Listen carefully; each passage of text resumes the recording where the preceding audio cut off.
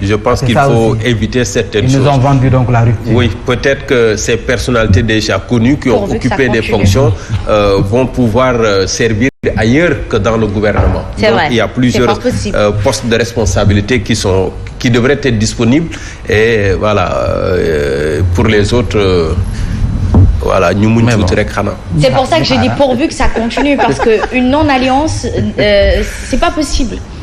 À un moment donné, on aura besoin d'expérience. C'est vrai que même quand on est novice, on veut gagner. On a la rage de connaître, d'apprendre et de faire mieux que les autres.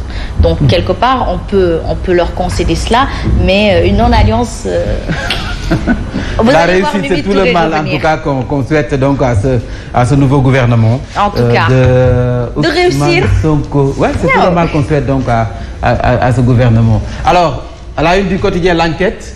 Premier gouvernement sous l'ère Bassirou Diomaye Faye, Sonko qui marque ses empreintes, je l'ai dit tantôt, le défi est relevé, réduire la taille du gouvernement avec 25 ministres et 5 secrétaires d'État, de nouveaux visages, les nouveaux visages du gouvernement. Général Jean-Baptiste Tine et Général Biram Diop, le retour en force des bannis du Macky, nouvelle équipe gouvernementale à la une donc du quotidien L'Enquête. L'expertise prend le dessus sur les logiques politiques, la sous-représentativité des femmes. Mais bon, c'est pas un problème selon Asma Khadija.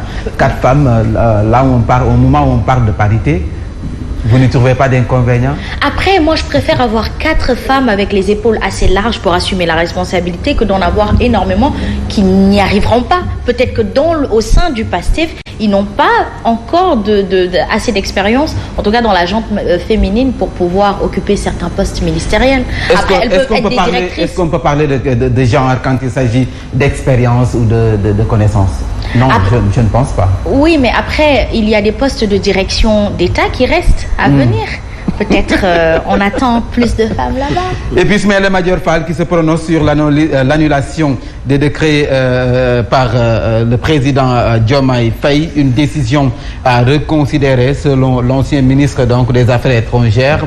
Monsieur Ismaël Madior Fall, cette triste nouvelle, le décès de Boun Abdallah Dionne, le Sénégal perd un cadre de grande valeur. Suite quotidien à sa une, nomination des membres du gouvernement sous le pilotage du Premier ministre Ousmane Sonko. La rupture est actée en marche. Voilà, une équipe restreinte de 25 ministres et de 5 secrétaires d'État. Tous des bleus, des novices. Oui, des novices. Ça c'est clair, il faut l'accepter, c'est ça la vérité. Voilà, c'est la rupture. Donc un délai d'1 mois donné aux ministres pour démissionner de leurs autres postes, donc au niveau des collectivités locales, entre autres. Donc cumul de fonctions out, plus de cumul de fonctions. Ça c'est quelque chose à noter. Khady Diène Gaye, première femme au département des sports, c'est une innovation de taille. Ouais. Une femme à la tête du ministère des Sports. C'était il faut avoir du cran pour le faire, c'est vrai. Toujours décès de l'ancien Premier ministre à Paris, Mohamed Boun Abdallah Dionne n'est plus. Besbi, le jour qui revient sur ce gouvernement de rupture de 25 ministres au front, 2 généraux aux forces armées et à l'intérieur, Jean-Baptiste Tine qui a été rétabli.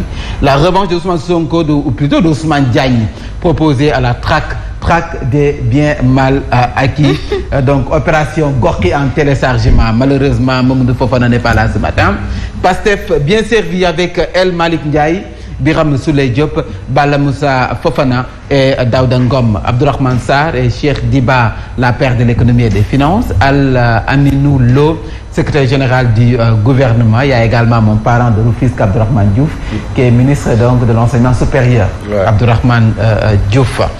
Walf quotidien, toutes mes félicitations donc à Abdourahmane et réussite totale, c'est tout ce que nous souhaitons. Walf quotidien, formation du premier gouvernement de Diomaye, préjugés favorables des généraux aux commandes de la sécurité, la recette des régies financières. Sonko décrète la fin des cumuls de mandats. L'As quotidien qui revient donc à sa une sur le gouvernement de Ousmane Sonko. Enfin, le gouvernement, après 72 heures, Ousmane Sonko qui forme son gouvernement, des étoiles, des rebelles et des technocrates. mais pas de politique. Mais regardez, Aliou Sall, je pense que c'est lui qui est ministre de la communication, des télécommunications et du numérique. C'est bien cela, du gouvernement actuel. Alors, il a une grande tâche, c'est d'assainir les réseaux sociaux.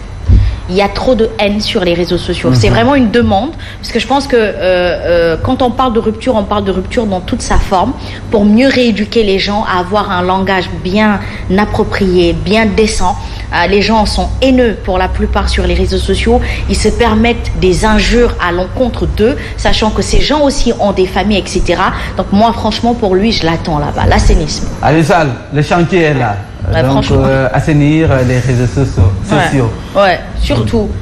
Il y a trop de vulgarité, que ce soit porté sur des personnes ou même une personne propre qui se déprave elle-même sur les réseaux sociaux.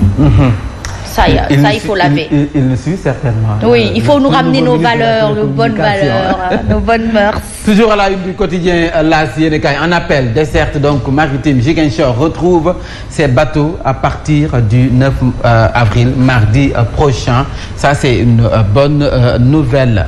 Vox Populi, du lourd pour un gouvernement de résultats, un gouvernement de rupture, un gouvernement de solutions avec 25 ministres et 5 secrétaires d'État, des compétences donc chacune à sa place pour un gouvernement de rupture et de transformation systématique. Les 5 priorités dégagées, les 5 priorités majeures donc assignées à ce gouvernement de proximité, d'innovation, d'efficacité, inclusivement au service du bien-être primordial des Sénégalais. Selon le Premier ministre, c'est un gouvernement de solutions, un gouvernement donc de résultats. Alors du temps de Amadou Ba, on parlait de gouvernement d'attaque et de combat. Avec Aminata Touré, c'était un gouvernement qui accélère la cadence. Mais avec Ousmane Sonko, c'est un gouvernement de résultats. Voilà. J'ai foi. Le qualificatif est important. Le Sénégal en deuil, rappel à Dieu hier donc du Premier ministre Mohamed Boun Abdallah Dionne. Justice, intérieur, forces armées, les promotions du magistrat Ousmane Diagne et des généraux Jean-Baptiste Tine et Biram Diop. 24 heures quotidien, nouvel attelage gouvernemental. Sonko lance l'équipe du projet avec ses 25 ministres et 5 ministres d'État pour rompre donc avec le passé et s'approprier les attaques du peuple. Sonko 1 va travailler sur 5 priorités. La liste donc 5 priorités à découvrir donc dans le quotidien 24 heures. La liste complète des membres du gouvernement également à découvrir. Tribune de Jean-Louis Correa, agrégé des facultés de droit, laboratoire de recherche en sciences sociales, la protection des lanceurs d'alerte entre vertu donc de transparence et frein aux théories du complot. Face à la lourde responsabilité gouvernementale, Bassirou Diomaye Faye son excellence, met fin au cumul des mandats. Abdourahmane Diouf, à l'enseignement supérieur, est-ce que c'est l'homme qu'il faut, la place qu'il faut? En tout cas, il a de l'expérience. Mon parent de Rufisque. Libération, premier gouvernement de Diomaye, général Biram Diop, forces armées, Ousmane Diagne, justice et Jean-Baptiste Tine, intérieur, le retour en force des bannis du système. Ousmane Diagne et la plainte de Sonko contre Maître Sow, Jean-Baptiste Tine, l'affaire Seydina Oumar Touré, le général Biram Diop et les actions demandées, révélation sur le bras de fer avec l'ancien régime à l'origine de leurs invections. Et puis Libération qui revient toujours sur l'ancien Premier ministre Mohamed Boun Abdallah Dionne, donc décédé hier vendredi. La République pleure John. À la une du quotidien, le quotidien, nouveau gouvernement de Sonko,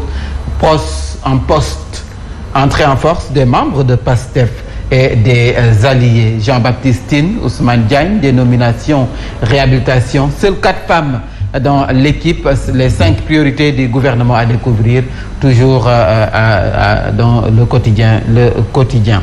Pourquoi pas Yor, gouvernement de Sonko, de l'action et des résultats. Le peuple quotidien, nouveau gouvernement, 25 ministres et 5 secrétaires d'État. Yassine Fall, ministre de l'intégration africaine, et des Affaires étrangères, général Birame Souleye, ou plutôt Birame Diop, membre des forces, ministre des Forces armées. Il y a Ousmane Diagne. Ne pas confondre avec Birame Souleye. Birame Souleye Diop, hein?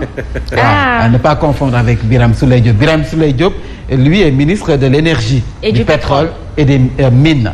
Et donc, il devra démissionner de son poste de maire de Thiès Nord. Maire de Thiès Nord. Tout comme Ousmane Sonko. Il avait d'ailleurs refusé de démissionner. Lan moo xewati woon sax encore. Ba Birame Souleye Diop am na lu xewoon de. waay. waaw ba mu ne woon du ba gars yi naan ko joxe la sa ndombo tànk li. ñu nekk tànnal sa fu la neex. Il y a également Malick Ndiaye, ministre des Infrastructures, des Transports terrestres et aériens, Amadou Moustapha Diek, Aliou Sall, Abdourahmane Diouf, ministre de l'Enseignement supérieur, Fatou Diouf, ministre des Pêches, des Infrastructures maritimes et portuaires. Il y a également Maïmouna Dièye, ministre de la Femme et des Solidarités, entre autres ministres. L'info quotidien, nouveau gouvernement de Sonko, acte, donc premier acte, la rupture. Le gouvernement mis en place hier par le régime du président Diomaye Faye est composé de 25 ministres et de 5 secrétaires d'État. Serigne Gueye Diop à l'industrie et au commerce, Abdourahmane Diouf à l'enseignement supérieur, Moustapha Guirassy à l'éducation et Ousmane Diagne à la justice. Moustapha Guirassy a de l'expérience, on peut dire. Moustapha Guirassy. Oui. Qui a été directeur de campagne de Diomaye. De Diomaye, hein? Moustapha Guirassy. L'indépendance quotidien, Sonko tient ses 25 soldats pour donc la mise en œuvre de son projet, le projet de tous les qu'ils nous ont vendus en tout cas durant la campagne. Un gouvernement de rupture et de changement paradigme pour matérialiser le projet et répondre aux attentes des Sénégalais. Annulation des décrets en Conseil supérieur de la magistrature, une décision à reconsidérer selon Ismaïla Madior Fall, le professeur, et puis décès de l'ancien Premier ministre Mahammed Boun Abdallah Dionne, plus d'hommage et grand serviteur de l'État. Des réactions à suivre tout à l'heure, Asma Khadija.